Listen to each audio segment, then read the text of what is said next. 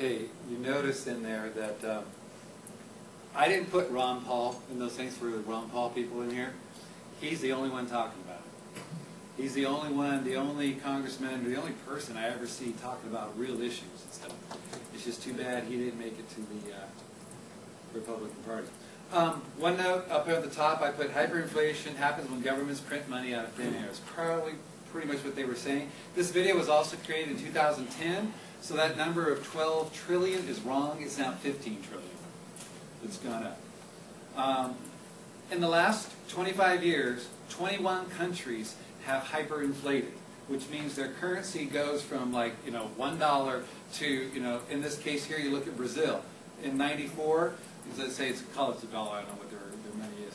I can't even tell you what that number is. It's like 2,700 gazillion, percent. We've all heard about the hyperinflation in Weimar Germany.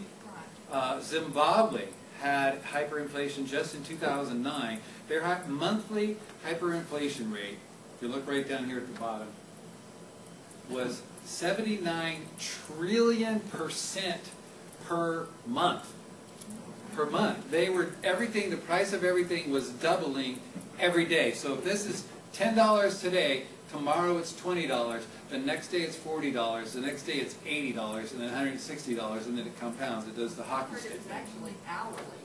What's that? I heard the prices were changing hourly. Oh yeah, they do. But if you just, we're going to say, by the hour, I think it was going up like $5,000 an hour or something like that. They printed a $10 trillion note. No, this is a $100 trillion note. Let me pass that around. I got this from a coin collector guy. This is actual Zimbabwe money. I'm a trillionaire. $100 trillion. I could pay off the national debt with that thing. Right there. So my point is, Yugoslavia, I didn't know Yugoslavia went through hyperinflation too. And theirs wasn't as bad as Zimbabwe's. They only went up like 113,000% a month. Okay, Yeah. so I have a question. Yeah? How does that affect us in, let's say, you have a car payment of $500 or your house payment? Those are set amounts, right? Mm-hmm. So they're not going to inflate. They may. I don't know the answer to that. Here, let me help you there. The There was some talk about this several years ago, the hyperinflation, and what in fact happened is, you heard what she said about the payments, okay? You'll wake up one morning and the news flash will say that your dollar is not worth $1 anymore, it's actually worth 50 cents. And our government could actually do that ahead of this, so we get it to hit at one time instead of it happen every month or every hour, what she's talking about there. So yeah, that's how it would work. The money you have in the bank, the cash you have, is worth half. You still have to make that payment. You still have to make that $500 payment, but your money's not worth but half of what it is right now. Well, it's basically, I think commodities go up drastically. And this video here, this is from Zimbabwe in 2008, and you can pretty much see it. It's a quick little video. I'll show you here. The cruelest irony is that in a country with rampant poverty and an unemployment rate approaching 90%, almost everyone on these streets is technically a millionaire. Inflation in Zimbabwe is now the worst in the world, acknowledged by the government to be running at over 7,000%, although experts put it much higher. One Zim dollar, once equal in value to one US dollar, is now actually worth less than a single sheet of toilet paper, offered in this store in bulk for $1.5 million per pack. One donut is $16,000.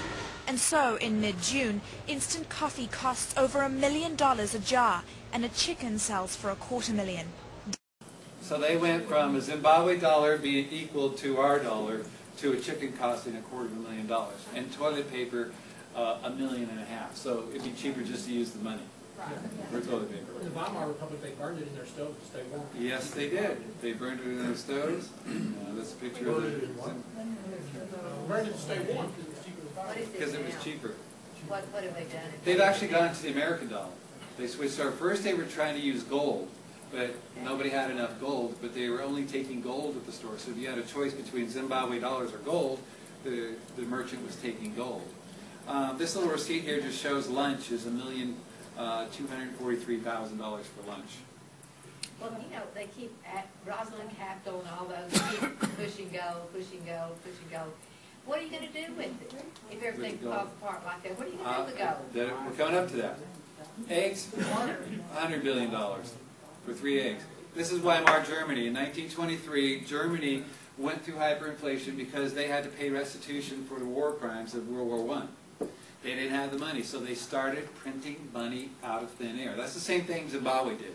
They couldn't pay for things, so the government just started printing money.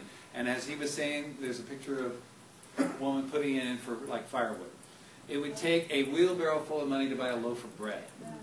This is hyperinflation. Now, to answer your question about gold, in this chart here, you see in 1919 in Germany, ounce of gold went for 170 marks.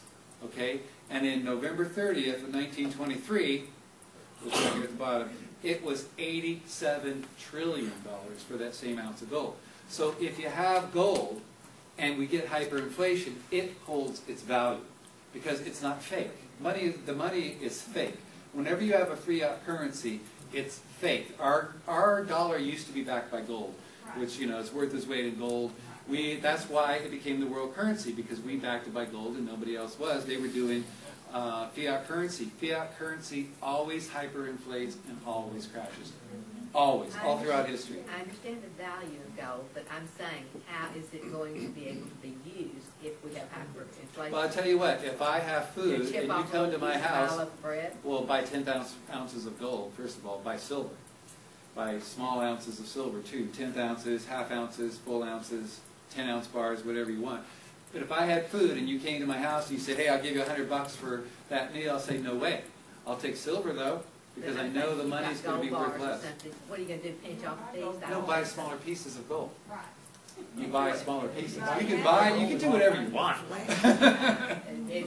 You cannot buy anything and take a chance. You can do whatever you want. You're gonna be so poor, you won't be able to use the gold, don't worry about it. To use it? If you've got the gold, you ain't gonna get it. If you got the gold, you won't be poor.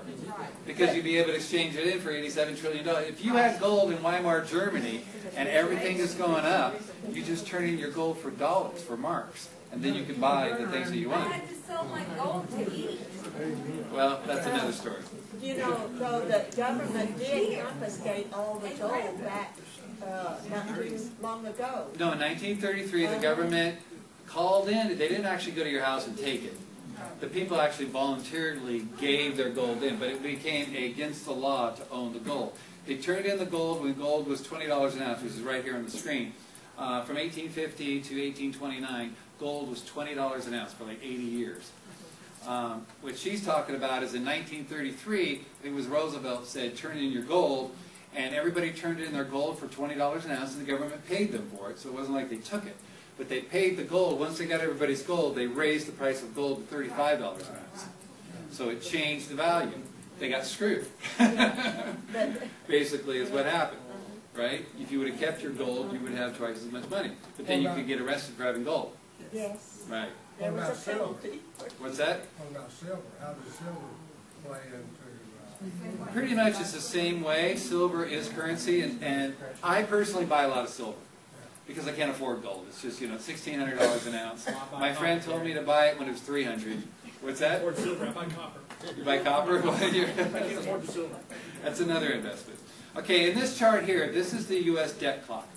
And it says that we are $15 trillion in debt. If you add all the liabilities that they had in the video, we're about $80 trillion in debt. If you look at this pictures here, how much is $15 trillion? You look up here, there's 100 million. There's a billion, which is basically 10 pallets of money. But 15 trillion, this is a football field. You can't really see it, but that's the size of a football field. That's the Empire State Building, and that's $15 trillion. It's a lot of money. And that's how much in debt we are. It'd be like if your home, if say you had a $200,000 home, and you were like $2 million in debt, and you didn't have a job. How are you going to pay it back? Well, that's just the debt. I mean, with the unfunded mandates, you've got something more than Right. 4 times that stuff. Right. It's 10 times that, probably. And we talked about earlier about QE1 and QE2. They've already done QE1 and QE2. He was talking in the video about QE3, which means a third round of printing money from thin air. Okay, that's going to lower the dollar, just doing that. Again, printing money out of thin air causes hyperinflation. Let's talk about the price of gold. We don't need to know that. This, Matt touched on a little bit in his presentation, but I don't think you quite got the gravity of it. $1 in 1913 was worth $1 when the Federal Reserve took over. Okay, now $1 only buys 4, maybe 3, because I don't have the new numbers, but 4 cents. So $1's gone from $1 to 4 cents. Now think about it. Most of us here are baby boomers. How much was a candy bar when you were a kid? A nickel. How much is it now? $1, right? Right there. And that's since we were kids, probably pre-1971. Because then we weren't kids. Yes, I wasn't. So think about it. The dollar is already devalued in the last 100 years to 4 cents. It's going to go like my theory, this is my theory, I'm not saying I can back this up with fact, that it's going to go down to 3 cents, it's going to go down to 2 cents, it gets down to worth a penny. Did you know in Iraq, before we invaded Iraq, that the dinar was worth $3.50? Now it's worth, for $1 American dollar, you get 1,100 Iraqi dollars. They've hyperinflated because of the war, because all their infrastructure and stuff was destroyed. A bit of history. In 1913, they met in an island off of Georgia. Jekyll Island. And the head of it was a guy named Paul Warburg. Mm-hmm. He was the son-in-law of the Count Rothschild. Of course, the New World Order. Yes. And, Right. The New World Order controls our banks. That's what I'm pretty much saying here. Okay. And they want to hyperinflate us because it will bring us down. They want to take America down because we're the only stronghold left. Well, China and Russia, they'll come next. Anybody remembers the Little Orphan Annie? Addie Warbucks was named for That because Warburg. of Paul Warburg. In this chart here, this is the amount of money that they're printing, and this is the value of the dollar. It's going the opposite direction. The more money they print, the less money is worth. You've got to remember that. So if you had, say, $100,000 in the bank, and you're getting 2% interest, right? No, you get 0.5%. Well, okay, let's say 2, just for the sake of it. What is the rate of inflation right now? Just name it. Yeah, well, I personally think it's around 8 or 9%. Government says it's 6. But you know what? When I moved to Texas, gas was $2.50 a gallon. Now it's almost $3.50. You know, lemons were $5 a bag. Now they're $7 a bag. Beer was $22 a case. Now it's $25. You know, so things have gone up just in the last year for things that I consume. Beer and gas. You'll have to pardon my sarcasm here, but I went to the Federal Reserve Bank, like I said earlier this summer, and their official word is they don't print money. The Bureau of Engraving and Printing prints money. Right. Yeah, so That's what they're telling me. Okay, well, that's a technicality. Of course, no, they don't print money for anybody but the Federal Reserve, and they're not allowed to refuse an order from the Fed. Well, how are we bailing out Europe? How is that happening? There is no money, everybody's broke, but we're bailing out Greece, then we bail out Spain, then we're going to bail out Italy, then we're going to bail out Ireland. Where's that money coming from? They're not even printing it, they're just transferring digits in a computer.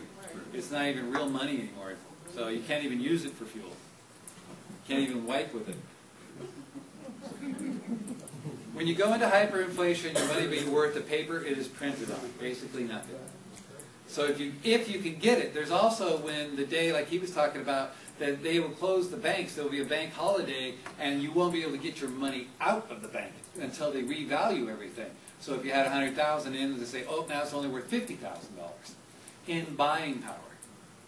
Okay, so if you can get out, the only way that I know of to counteract that is to have hard assets. And what I consider hard assets are like silver, gold, copper, fuel, but it's really hard to store gas. And very dangerous. Buy things that are going to be of value. Guns, ammo, generators. What's that? And pay for them. Diamonds? No, I wouldn't buy diamonds. But that's another story. But you might be able to get some money for your rings because they have gold and stuff in them. Land, farmland, is going to be of great value because you're going to have to grow food because everything is going to be expensive. Like you saw in that video, 3 eggs is $1 billion for 3 eggs. Better have a chicken. my whole family